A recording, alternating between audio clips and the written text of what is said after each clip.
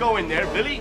Billy, get your ass out here, Billy! So Cyborg Cop 3 starts with these two idiotic federal marshals wanting to arrest this guy for looking like Professor Bruce. That's not good. But he just flies off on his plane, and he must fly off super quickly too, because the sound of his engines just vanishes. Listen! I think he's leaving. Saint, what are you doing? Amazing. So they chase after him. Oh yeah, they know how to fly a plane. He shoots bug spray at them and they shoot him down, and here's another awful piece of editing already early on in the film. Nice crash. What crash? He's flying and then he's just falling out of a tree. So they get the guy. Good. These two cops are so annoying and brain dead. I mean, who are they? Where's the legendary David Bradley from the first two Cyborg Cop films? Oh yeah, apparently this film isn't called Cyborg Cop 3, it was called Terminal Impact. But just to cash in on the blockbuster franchise of Cyborg Cop 1 and 2, they decided to call it Cyborg Cop 3. And I'm sure you'll be amazed to hear that it still hasn't got any Cyborg Cops in it. The worst crime is these two don't even wear bum bags like our last hero. I mean, that was the only cool thing about the films. What does this have? Jack shit! In fact, let's keep a list of how to be cool like these two wankers. So, number 1 would be to shout yee-haw when entering a bar. Yeah! Number 2, raid your friend's fridge of all beer and food like you own the place. So anyway, moving on. This reporter does a news report on some experiments going on someplace, and the big boss of this company called Delta Tech arranges to meet her. Why do people in films or TV shows never say bye or see you later when on the phone? It always amuses me. I mean, seriously, next time you watch a film, just look out for it. Chances are they'll end conversations with family, friends, work colleagues or whoever without saying bye-bye. It's seriously fucked up. So he shows the reporter what they do, such as exposing this chap to nuclear radiation, he's immune, and then making him drive into a brick wall at 50 miles an hour. He's moving about 20. And he survives. Wow. So let me guess, is he a cyborg cop? Well, according to the DVD, and I quote, a female investigative reporter discovers a lab on campus has been transforming true cyborgs into nuclear cyborg warriors. The sinister head scientist of Delta Tech must prevent her from revealing the truth. But she didn't discover this now, did she? She was invited. So, he's a cyborg, a true cyborg, and now he's a nuclear cyborg warrior. Makes me think of Nuclear Man in Superman 4, and you can drop dead because I'm not going anywhere near that. Must prevent her from revealing the truth. What? Why did he invite her then in the first place? This is ridiculous.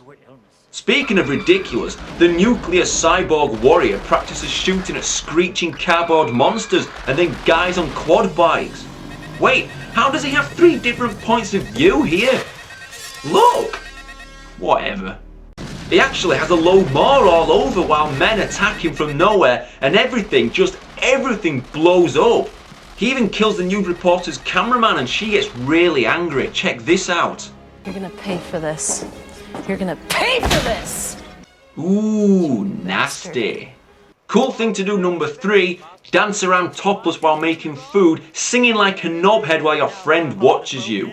Pervert. Cool thing to do number 4, you see a car behind you, so you instantly assume you're being followed. No shit. Moving on, they team up with a news reporter and then get chased by a bunch of random goons in a car, which goes on forever. And would you believe it, the bad guys end up crashing into a bunch of cardboard boxes. Do you remember what I said in the review of The Sender? Why is there always a random pile of empty cardboard boxes laying around for them to drive into? Now sadly, this film is not as entertaining as Cyborg Cop 1 or 2. It's just stock B-movie action, and it's not so bad it's good, it's just middle of the road crap. So moving swiftly on, I'd love to know why the bad guy always listens to a little music box shaped like a ball. He does it all the time, I swear, and it doesn't make any sense. So now we're at the cop station, and who walks in but the Terminator? I have come to turn myself in for adultery. So this pig doesn't even question why the guy talks with a strange robotic voice. Where the hell do you come from? I'm here to see Evelyn Reed. But what he does do, and this is fucking insane, he starts calling him Billy. Hey, you can't go in there, Billy. Billy, get your ass out here, Billy! What's he on about? He dies. Then he starts shooting the shit out of the cop shop in slow motion with his super duper gun that makes really cool noises. We need backup! We need backup! Plus it makes computer monitors fly across the room. Look at that! Reminds me of that gimp with a super duper gun in Operation Delta Force 2 that I reviewed a few years back.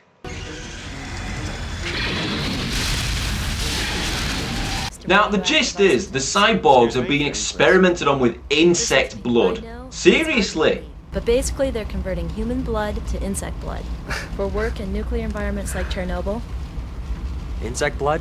Go on now. Basically, they're creating real strong cockroaches. So at a secret hideaway, they're relaxing with a few beers, and suddenly the cyborg chap, no sorry, nuclear cyborg chap, just walks in through a wall.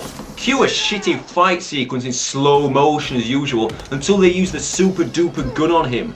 Well, it worked, even though they didn't even shoot him, it missed him, look! So let's jump to the big finale, and what a finale it is. Trust me. Actually, it's crap, but that's beside the point. The annoying cops go to a junkyard, have a long drawn-out slow motion shootout with a bunch of cyborgs, crush the main cyborg guy under a car, and then blow him up with, yep, you guessed it. So, that's the end. Wow, the bad guy kidnapped the reporter but returns her unharmed. Your name? Except for the fact that she's now a cyborg. Jesus. Now the best way to beat her though isn't by destroying her. Oh no, you just keep saying stop now, stop now. Stop now. Stop. Stop now. Stop now. Stop. Yep, that's it, bore her to death. So they steal a plane from the guy from the beginning, drop a load of fuel onto the bad guy's house and blow him up. It's like the 4th of July. What? How many houses do you generally blow up on the 4th of July? He stands around talking to himself and gets blown up while these knuckleheads celebrate by having a race in a car and a plane. So, pretty good, yeah? Nope. 1 out of 10, and that's only because of the Billy scene making me laugh repeatedly. Hey, you can't go in there, Billy. Billy, get your ass out here, Billy! Now, because that film was a bag of bollocks, I'll throw in a little extra something just for you, for no reason whatsoever. Now, some people ask me to review more up-to-date stuff instead of the obscure crap that I do, so here's something new for you goons, an up-to-date homemade pile of junk. Celebrate good times. I'll see if I can sum this up in a minute. Go! It starts with some geezer bird spotting who gets stared at by an axe murderer. And see, I'd run away or at least say something, no matter how stupid. Fancy a shag? He dies. That shot reminds me of Camp Blood. It's not good. You don't listen too good, do you, boy? You and your friends don't want to go to Camp Blood. Cut to a guy talking to a girl on the telephone who has the amazing gift to know what nationality people are from hearing fighting grunts on the TV in the background. TV's not on. Dave, I can hear Korean people shouting. It's a bright future ahead for you, girl. Now, said girl meets another guy for about 10 seconds before leaving again for her bus. Previous guy cries while watching Optimus Prime die in the original Transformers film, which made me laugh. Well done. He plays some games for hours and then, oh bollocks, is that a minute up? God damn. Well, let's sum this up anyway. A random guy gets socked to death. Yeah, socked to death. Look. These three go to the woods for a walk around randomly. This goon goes for a wee-wee and gets axed to death. This guy moans about the weather and gets axed. Just check it out. Well, it looks like it's about to rain. Bollocks. How could this get any worse?